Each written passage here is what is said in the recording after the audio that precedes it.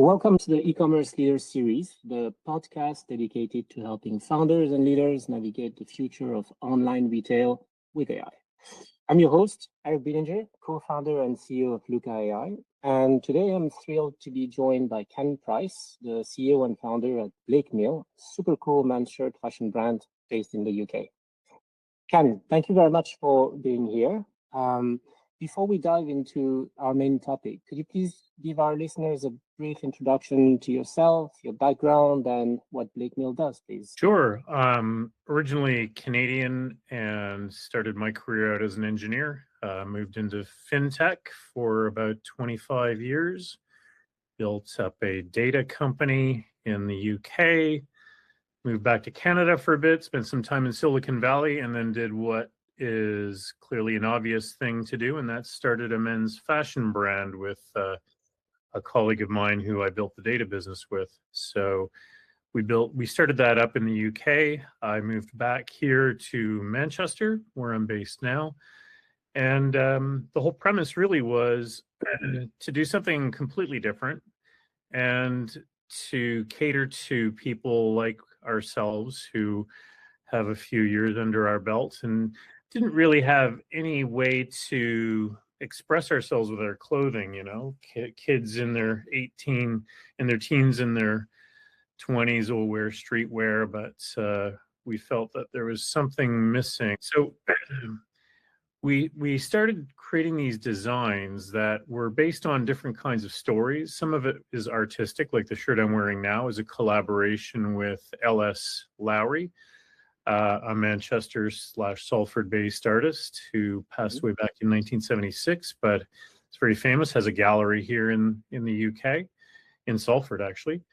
And we do a lot of other types of designs. So things that may be designs that are inspired by nature. We've done thunderstorms, we've done volcanoes, we've done the Rorschach test, we've done all kinds of different inspirations, music, science, as I've mentioned. So, and these appeal to the interests of a broad range of customers. So they really like it because it gives them something to talk about, and they tend to be quite bold print shirts, and just creates that sense of self-expression that we tend to lose as we get older. So we're a direct-to-consumer e-commerce fashion brand. We sell mainly in the UK. Most of our customers are in their 40s or older.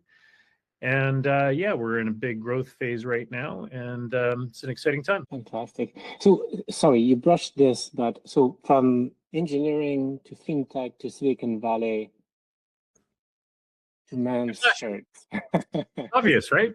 It's obvious, but can you give us a little bit more detail on that last jump between Silicon Valley and men's shirts? So Silicon Valley on the west coast of the US and men's shirt in Manchester in the UK. Yeah, it's a bit of a jump, isn't it? The Silicon Valley company I worked for was really exciting, and we were in reg tech, which I had a lot of experience in, but it just didn't fly in the end. So I did a bit of consulting after that for some of the big banking clients I'd done work with in the past, and I just started to get burned out, if I'm honest. And that's when my former business partner, Steve, called me up and said, look, I fell into this fashion business, which was totally bizarre because he's not really a fashion guy. And I said, well, let's have a closer look at it. And I went to an event that or a conference he was presenting at. It was a trade show, essentially. And the number of people that were stopping by the booth to admire the designs. And I just looked at it and I said, wow, that's really cool. It's interesting because the designs were so different than what you could find anywhere else. And I'm the commercial sales guy really in that relationship. So I said, I think we can probably build something off the back of this because we have an asset in the designs and we have a global market that we are only scratching the surface of. And it's completely different. Now, there are a lot of common things in business, right? So data is one of them, analytics and so forth, which we started to learn a lot more about. But that was the bridge. It was really just an opportunity to do something totally different. That's great. And sorry, when was that? When was Blake Mill founded? Well, that conversation happened in 2017, but we really started to we reset the business in 2018 and went through to a full direct-to-consumer model in mid 2018. Mhm. And the business really grew fast for the first 18 months. And then March 2020 hit COVID, and we kind of went into a bit of a steady state mode, and now have been continuing the trajectory since sort of 2022. Right. And was the idea originally to leverage the Shopify environment to help you build the business from scratch as quickly as possible? Pretty much. When we started out on Shopify, and at the time, Shopify wasn't really considered an enterprise level solution for e-commerce, but we found it really easy for our requirements, and we stuck with it. And I'm glad we did, because it just has that company has grown and really expanded their capabilities significantly. So it's been a great platform for us. Yeah, that's great. And so building on that, like in the first years when you had solid growth and then coming out of the pandemic, you have experienced growth again. Could you talk to us a little bit about like your operational bottlenecks? I mean, personally, what have you encountered within the organization that's been very painful to manage as the business was growing? And I don't know if you have a recent example. Well, I guess the first real challenge we faced happened coming out of COVID.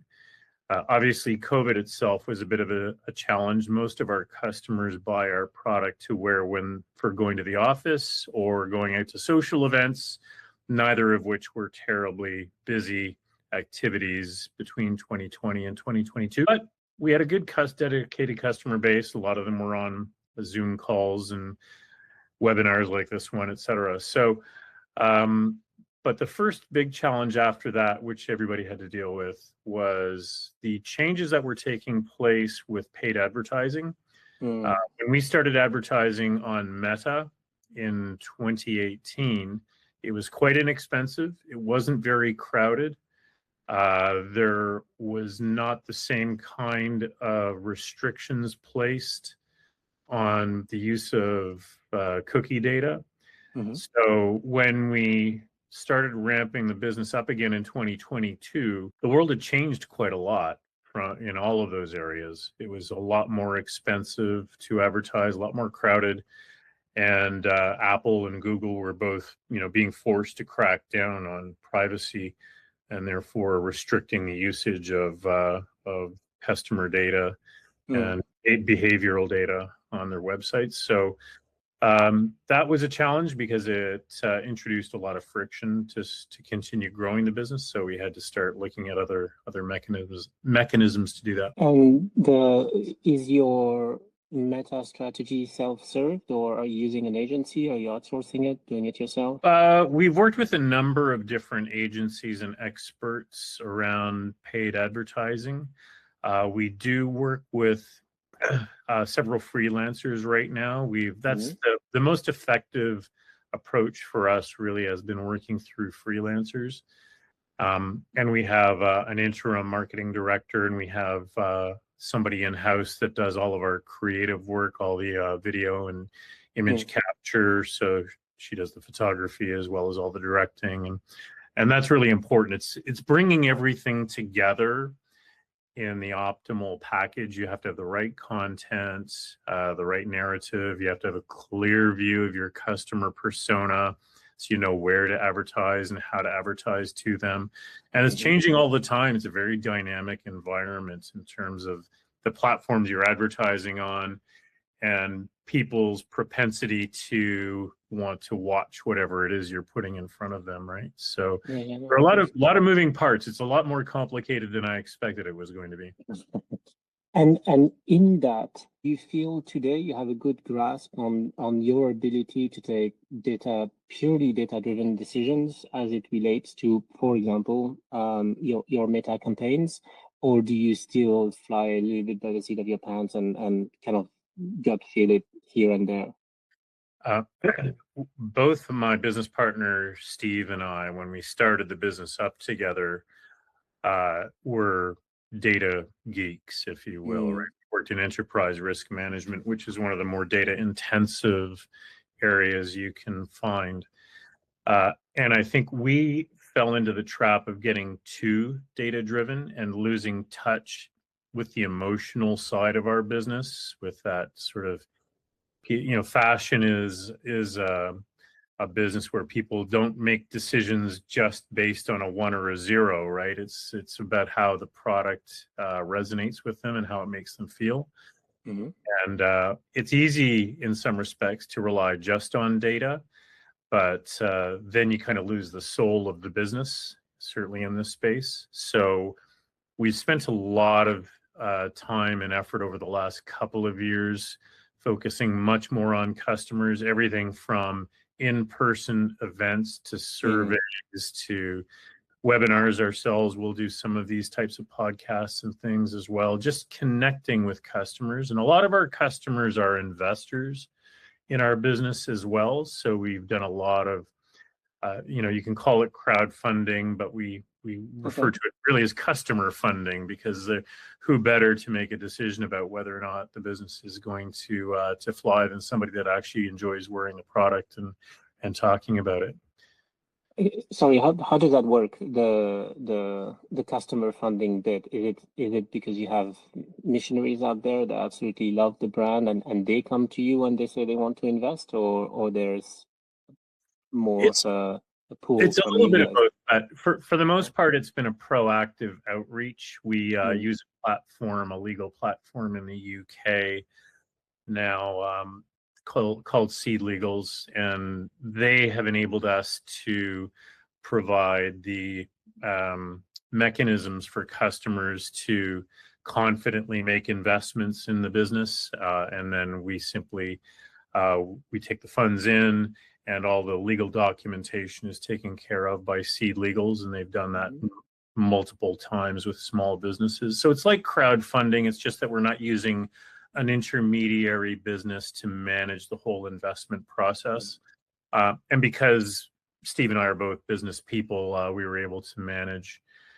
We understand the whole investment process pretty well. I've got an MBA in finance myself, so and know the people that. Importantly, I know people who know a lot more than I do about the whole process. So it's been, and our customers, incidentally, as well, a lot of them are relatively affluent and pretty well versed in finance, and a lot of them already invest in other small businesses. So it's been a good journey, to be honest.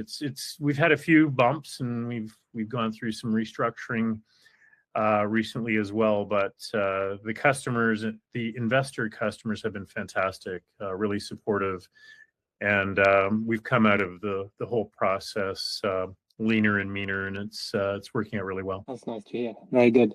Building on what you were saying a little bit earlier with you and James's propensity for data, do you feel today you are being bombarded by a lot of data coming into your business, whether it's distribution or Shopify or whatever other dashboard?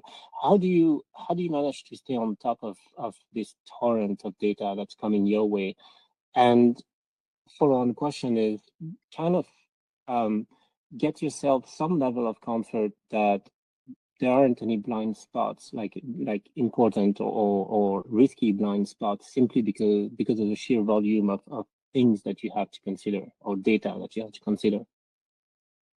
It's challenging. I just came off of a call with one of our board advisors who is a professional merchandiser. She's a former managing director of a big fashion brand as well, but the amount of data around merchandising and all the considerations when it comes to trading in the fashion space, it's huge. Everything literally from what was the weather last week through to how many different countries people from different countries have been looking at your website. What are the conversion rates, the number of sessions, how much time are people spending on the website? What's your inventory level? Do you have full SKU coverage across sizes? It's a lot. You're drinking from a fire hydrant. So We are starting to use tools a bit more, and AI is becoming almost invaluable for us because we're a small business and we don't particularly want to have a ton of people, and we don't really need them because when it comes to data crunching, some of the artificial intelligence tools that we leverage are able to mine the data and bring it in and find correlations that we might not otherwise spot. Mm-hmm. And we're in early stages in this journey for ourselves, but it's proving pretty insightful. Yeah, no, absolutely. And do you feel in that exploratory journey, do you feel the real value is either being able to dig vertically within one silo for insights, or the real value is going to be able to cut across horizontally and connect all those silos together? So that's where the real correlation, or that's where the real insights are. I mean, both are valid, but if you had to guess where you would find the most value, where would that be? When it comes to AI, I think going horizontally is the big win. If I look at, for example, conversion rate level information, a lot of these vertical silos I can penetrate using the system in which that data is managed. So it might be in Meta's business platform, or it may be in Shopify, or maybe in our accounting system, Xero, what have you. But getting all the dots connected, these systems don't all talk to each other in the way you need them to talk to each other. So using AI to start going across these different capabilities and different data silos is where I think the real magic starts to happen. Interesting. Yeah, that's definitely where I land as well. And so switching gears a little bit, you were talking briefly about headcount. The company has obviously grown a lot between 2018 and today. So how do you see the future if, for example, you manage to double the size of Blake Mills revenues in the next few years? What's how do you see the team growing commensurately or not commensurately with the size of the business, and whether you feel like AI is going to be an important tool that you can leverage to increase your business without necessarily increasing the size of your team? Well, you read a lot in the fashion space about big fashion brands that have hired hundreds or thousands of people to do everything from merchandising to analytics. We're a very small team, and we could do with a few more people with specific expertise. But when it comes to analytics, when it comes to data-driven disciplines, merchandising is one example. I believe that we'll be able to get a lot more leverage out of AI before we need to bring on more people. And even when we bring on people, some of those people will be more freelance or advisors. We're not. I don't think as a fashion brand we would need to have anywhere near the number of people we would have had, say, 5 years ago, even certainly 10 years ago. We'll probably be able to get by with 20% of the staff that we otherwise had to have hired. You never know for sure, right? And AI isn't completely proven. And as I said before, there is an emotional human connection in our business. So AI doesn't take that away. It can help support development of designs and copy and sort of that sort of thing. But there's still an important human touch element to our business. But I think it's going to be a game changer in terms of efficiency for most industries, and that includes the fashion space. Yeah, interesting. If you had one piece of advice to give to a young budding entrepreneur who would want to build a fashion brand, like what would that be? I remember when I was starting up my first data company, I went to a conference, a risk management conference, and a very famous professor was speaking about risk. And this was literally like the second day I was involved in my very first startup of my own with Steve, which Steve and I had set up. And this guy basically said the dumbest thing you can possibly do is set up your own business. And so that's not my advice, but we enter these, and I even entered Blake Mill probably quite naively, thinking I've done this before. How hard can the second time be? The answer to that is equally hard, if not harder. But I think you just have to go in. It's almost like burning the boats, right? So you either are all in or you're not in at all. Mm-hmm. I have a relative who's done very well for himself. He started out with nothing and built up a very big business in Toronto. And he always said to me, as he was a mentor of mine, still is, and he said, you have to put yourself in a position where you cannot afford to fail. Oh. And it just, when you sort of have that mindset, anything is possible, right? And you just have to, you don't have a backup plan. You just have your plan, and you just figure out how you're going to make it work. And there are always things coming at you, and it's incredibly stressful. And you know this yourself. I mean, you're building your own business, and there's so many things you can't predict, and that's part of the fun as well, right? And you have to kind of look at the challenge as an adventure. And the financial pressures are real, and people always look at the very big firms like Meta with Mark Zuckerberg and say, well, how hard can it be? Well, Zuckerberg didn't make any money for a good 7-8 years, right? I mean, there was some suffering involved in there as well. So make sure you believe in what you're doing, I think, is the main thing, because if you don't believe in what you're doing, it's going to make it really difficult to keep at it. That's great advice. Yeah, how hard could it be? I mean, the answer is very, very hard. Yeah, a few adjectives could be used in describing that. Yeah. Maybe I'll up level it a little bit here. What do you think? So there's a clear direction of travel where AI is everywhere. It's seeping into every corner of the economy. There's not going to be an area that's going to be spared.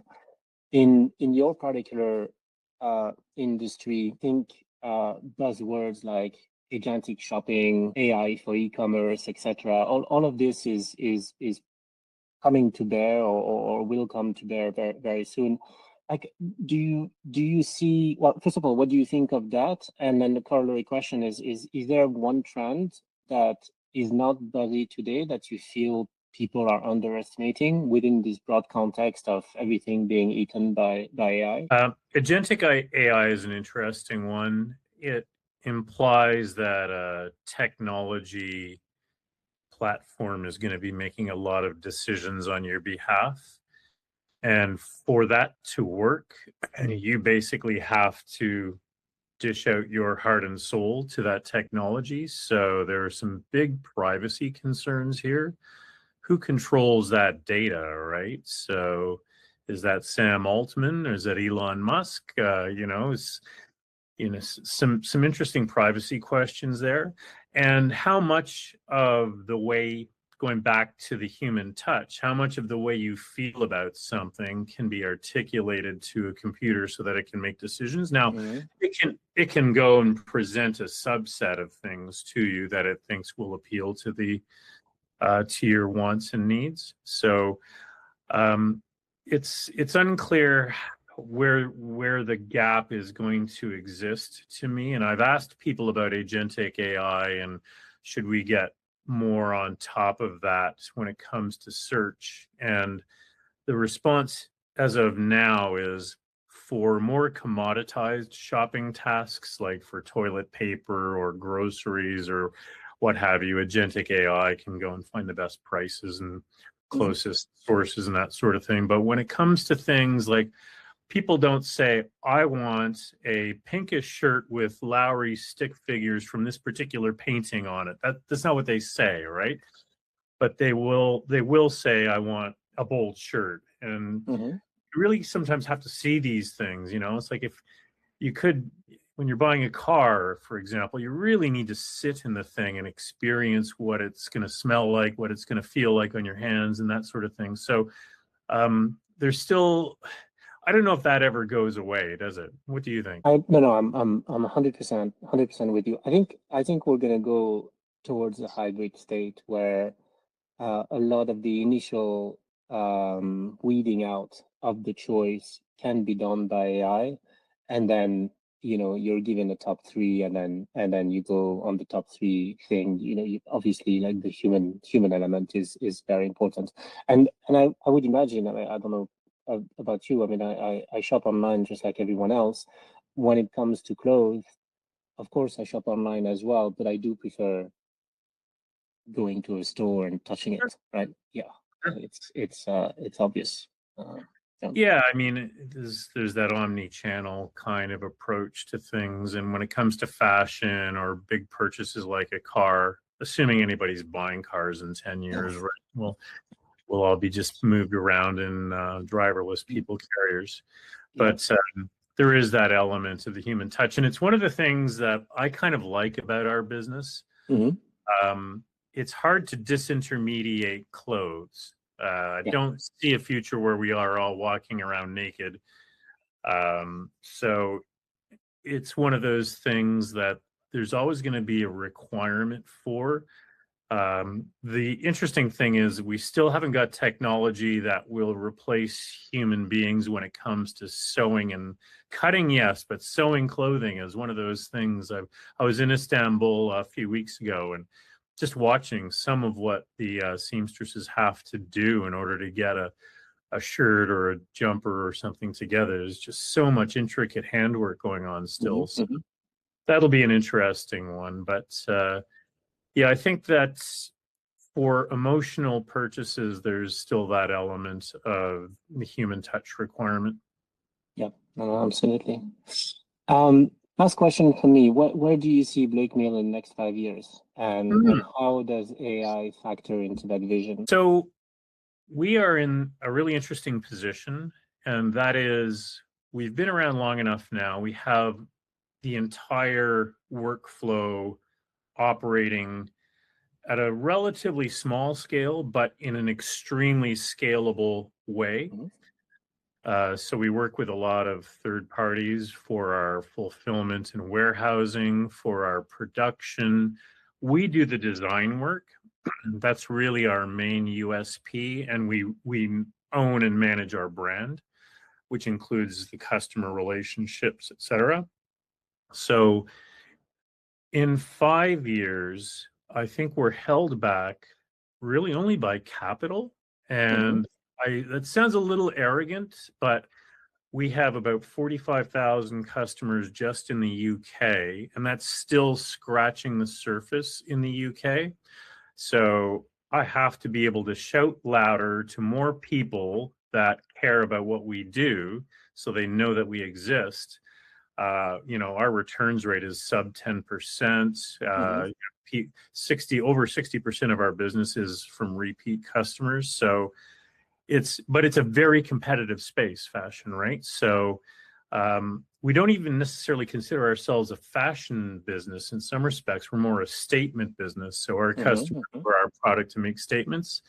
But if we play our cards right, we should be able to scale the business bigger in the UK and without too much modification to the business model. We should be able to take the business global quite quickly. We have a great advisory board. We've got a gentleman who is the first person, Ted Baker, to work with Ray Kelvin and grew their entire retail network across 30 years, whole worldwide. And we've got a very senior design gentleman from Hugo Boss. That's one of our board advisors. We've got the former CFO from Gillette. So we've got some amazing skills and experience to help us with this growth.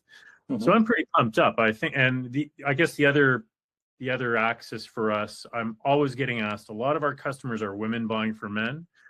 And a lot of those women are basically yelling at me saying, when are you going to start putting your designs in women's wear? Because I had at an event, one of our customers brought his wife, and she actually threatened me and said, I want you to send me fabric because I'm going to make my own dresses if you're not going to make them for me. So that's another opportunity for us going forward. So I think we'll, our aim is to be a global statement fashion brand within the next 5 years.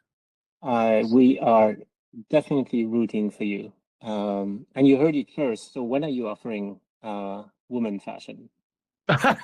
Well, I'll put you in touch with the lady that's going to start sewing dresses. We'll have to wait and see. It's a question of priorities and being practical about what we're good at.